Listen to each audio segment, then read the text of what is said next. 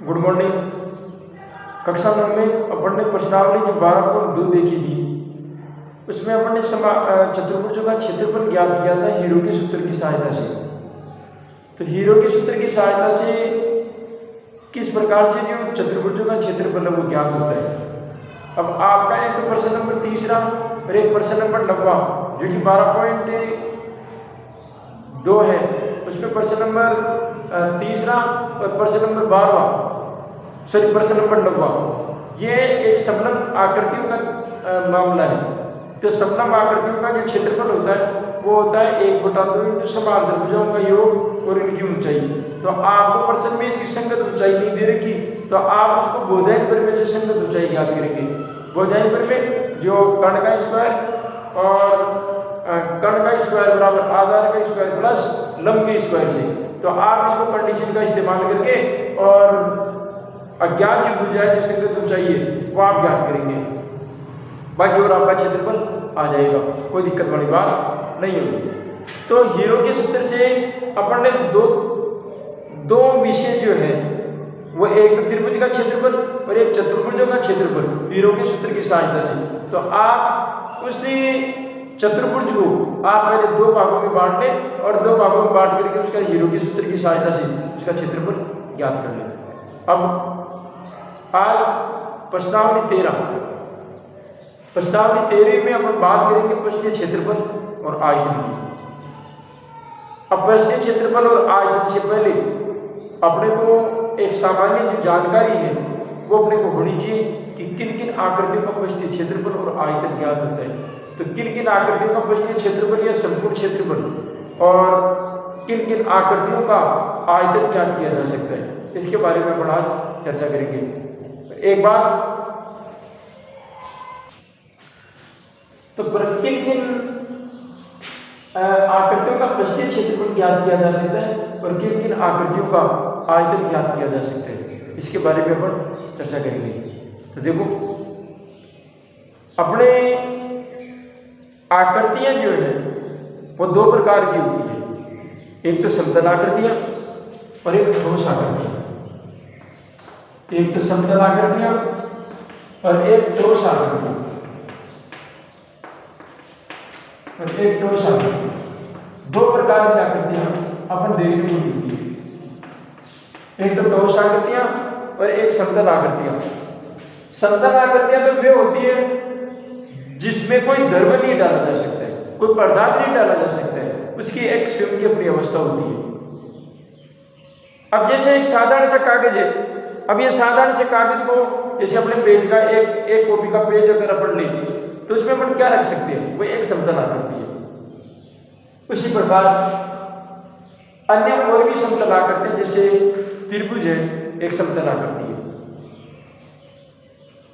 एक चतुर्भुज है समतल आकृति है, वर्ग है समतल आकृति है, एक यहां तक एक सीधी रेखा है वो भी एक समतल आकृति है। तो वर्ग आयत, तो इस प्रकार की जो आकृति है वो समतल आकृति है। तो ऐसी आकृतियों का क्षेत्रफल ज्ञात किया जा सकता है। लेकिन कुछ आकृतियां ऐसी होती है जो ठोस आकृतियां होती है, उसमें कोई द्रव्य डाला जा सकता है, उसमें कोई पदार्थ डाला जा सकता है और खुद की एक अपनी ग्रहण करने की एक क्षमता होती है, उसको कहा जाता है ठोस आकृतियां। जैसे अपने दैनिक व्यवहार में काम आने वाली जो चीजें हैं, जैसे गैस सिलेंडर होता है अपना। अब गैस सिलेंडर के अंदर कितनी गैस आती है वो उसकी वस्तु की कैपेसिटी पर डिपेंड करता है। अब वो गैस का जो सिलेंडर होता है वो बेलनाकार है, तो बेलनाकार आकृतियां ठोस आकृति की श्रेणी में आएगी। उसी प्रकार अपने जैसे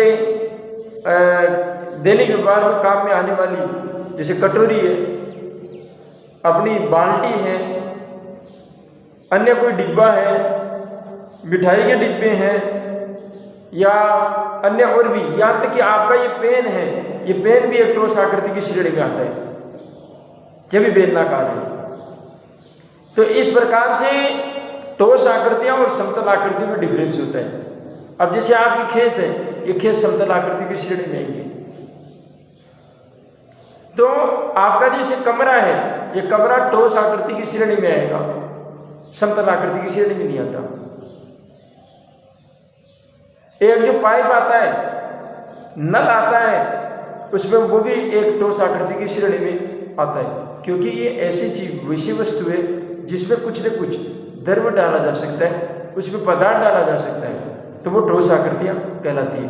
बाकी समतल आकृति केवल और केवल अपना दायरा बताती है, अपना क्षेत्रफल बता सकती है, बस ये है। बाकी और कोई समतल आकृतियों का कोई, हाँ समतल आकृतियों का हम माप सकते हैं, हम उसको माप सकते हैं, उसका दायरा बता सकते हैं। तो समतल आकृतियों का आपको क्षेत्रफल, पृष्ठीय क्षेत्रफल ज्ञात किया जा सकता है। लेकिन कुछ ठोस आकृतियाँ ऐसी होती है जिनका संपूर्ण पृष्ठीय क्षेत्रफल हमारे को आवश्यक हो जाता है और इनका आयतन भी ज्ञात किया जाता है। आयतन जितना स्थान घेरेगा, जितना स्थान घेरेगा वो आयतन कहलाता है। तो आयतन जो है वो एक स्थान घेरने की विषय वस्तु है केवल, लेकिन आपकी जो पृष्ठीय क्षेत्रफल है वो केवल क्षेत्र बताता है, उसका दायरा बताता है। तो अब ठोस आकृतियों का क्षेत्रफल और इनका पृष्ठीय क्षेत्रफल और संपूर्ण पृष्ठीय क्षेत्रफल या इनका आयतन क्यों जरूरी है, ये भी तो चाहिए अपने को। क्यों जरूरी है? जरूरी इसलिए है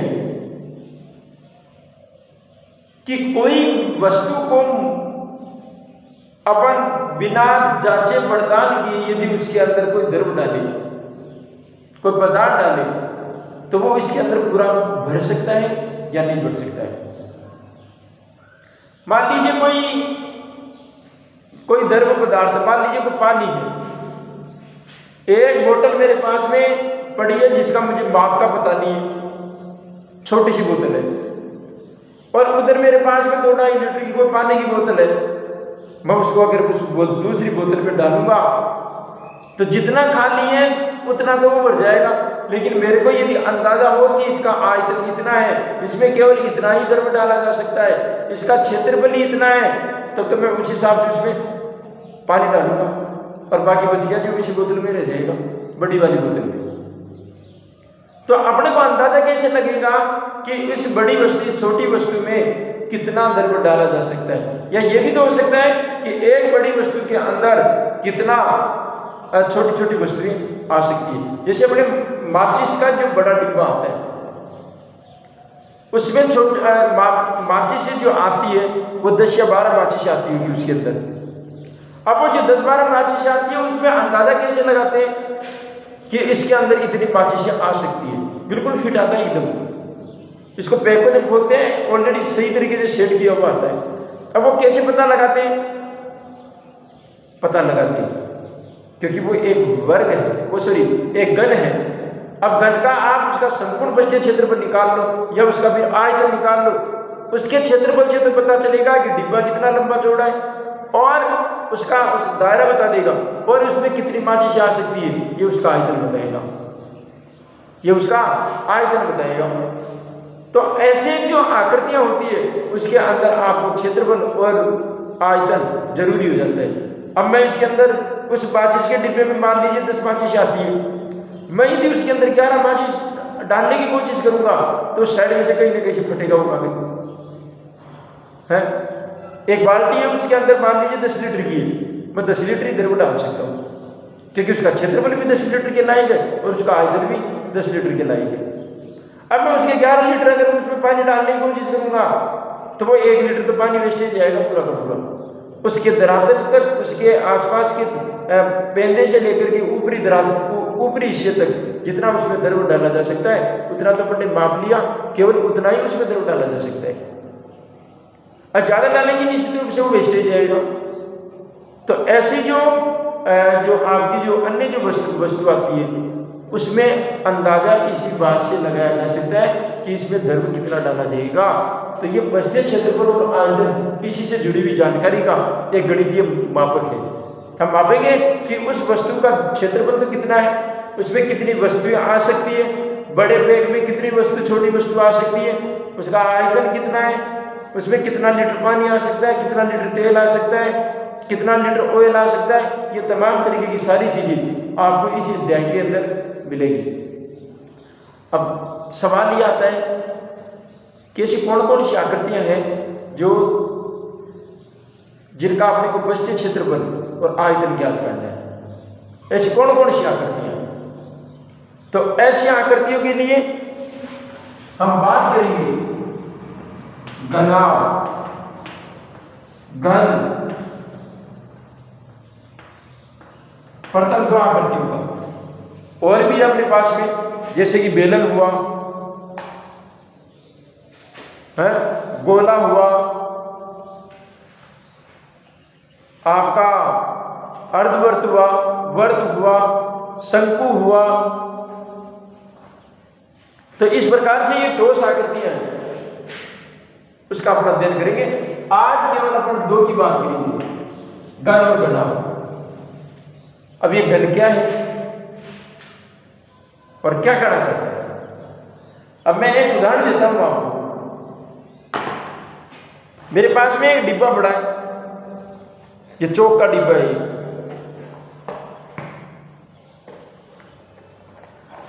ये चौक का डिब्बा है और जरा आप देख रहे हैं चौक के डिब्बे को, ये एक घनाभाकार आकृति है।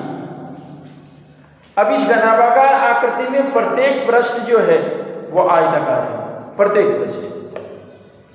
अब प्रत्येक पृष्ठ जो आयताकार है सबका सब, अब पता कैसे चला? क्योंकि इसके आमने सामने की जो भुजाएं हैं वो बराबर बराबर है। आमने सामने की जो भुजाएं, ये वाली भुजा और ये वाली भुजा बराबर है, यानी ये वाली भुजा और ये भुजा इसकी बराबर है। तो अब ऐसी आकृति जिसके आमने सामने की भुजाएं बराबर हो वो आयत कहलाता है।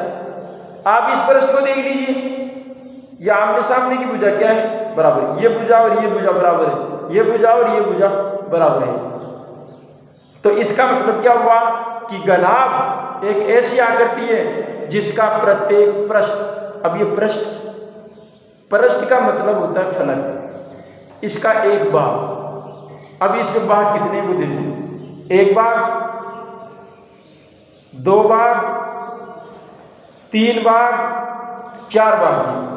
चार, एक ऊपर का, पांच, एक नीचे का, छह। तो इसका मतलब इसमें कितने फलक होते हैं, कितने पृष्ठ होते हैं? छह। दोबारा गिने, एक, एक पीछे का, दो, एक तीन, एक चार, दाएं बाएं चार, दाएं ये बाएं दो, ये आगे ये पीछे का, चार फलक हो गए। चार, ऊपर का एक फलक, पांच, नीचे का एक फलक, छह। तो इसका मतलब इसमें कितने फलक होते हैं? छह फलक हो गए साहब। कितने फलक हो गए? छह फलक हो गए। तो इसका मतलब घनाभ में फलकों की संख्या कितनी होती है? छह। तो पहली बात, घनाभ के अंदर छह पृष्ठ होते हैं, घनाभ के अंदर छह पृष्ठ होते हैं और प्रत्येक जो पृष्ठ होता है वो आयताकार होता है। प्रत्येक जो पृष्ठ होता है वो आयताकार होता है। प्रत्येक पृष्ठ कैसा होता है? आयताकार होता है। तो प्रत्येक पृष्ठ जो आयताकार होगा, आयताकार का अंदाजा कैसे लगाया? क्योंकि इसकी आमने सामने की भुजाएं जो है वो बराबर है प्रत्येक पृष्ठ की। प्रत्येक पृष्ठ की आमने सामने की भुजाएं क्या है? बराबर है। इसलिए क्या है? प्रत्येक पृष्ठ आयताकार है। अब छह फलक है, छह फलक के साथ साथ में, छह पृष्ठों के साथ साथ में प्रत्येक पृष्ठ आयताकार होते हैं। प्रत्येक पृष्ठ क्या होता है? आयताकार। हाँ, प्रत्येक पृष्ठ की कईयों की लंबाई तो कईयों की चौड़ाई, कई की चौड़ाई तो लंबाई बन जाएगी, लंबाई कभी कभार चौड़ाई बन जाएगी, ये भी हो सकता है और होता है। इसी प्रकार घन के अंदर भी वही छह पृष्ठ होते हैं, लेकिन यहाँ पर वो छह पृष्ठ आयताकार नहीं होते बल्कि वर्गाकार होते हैं। जैसा हम माचिस का डिब्बा देखते हैं, प्रत्येक पृष्ठ वर्ग के समान का होता है, उसकी 100 भुजाएं बराबर होती है, उसकी साथ छह की छह भुजाएं, छह के छह फलक बराबर होते हैं, यानी छह के छह फलक किस वर्गाकार प्रकृति के होते हैं। तो ये घनाभ और जो घन है वो पृष्ठों पर निर्भर है कि घनाभ के अंदर जो प्रत्येक पृष्ठ होगा वो आयताकार होगा और इस घन के अंदर प्रत्येक पृष्ठ होगा वो वर्गाकार होगा, वो वर्गाकार। जैसा आप देखते हैं आपकी जो ईंट आती है, ईंट, वो ईंट भी एक घनाभ है। ईंट भी क्या है? एक घनाभ है। लेकिन ईंट को यदि मैं 2 टुकड़ों में बांट दूं तो प्रत्येक टुकड़ा घन बन जाता है। इसका मतलब क्या हुआ कि घनाभ को यदि बीच में से काट दिया जाए लंबाई के समांतर तो प्रत्येक भाग घन बन जाता है। प्रत्येक भाग क्या बन जाता है? घन बन जाता है। तो इस प्रकार से ये घन और घनाभ होते हैं। तो घन के अंदर घन और घनाभ में 6 पृष्ठ होते हैं, बस फर्क इतना सा है, घनाभ का प्रत्येक पृष्ठ आयताकार होता है और घन का प्रत्येक पृष्ठ कैसा होता है? वर्गाकार। अब इसका क्षेत्रफल और इसका आयतन वो ज्ञात करेंगे, वो नेक्स्ट वीडियो में देखेंगे अपन कि इनका क्षेत्रफल और इनका आयतन किस प्रकार से ज्ञात किया जाता है।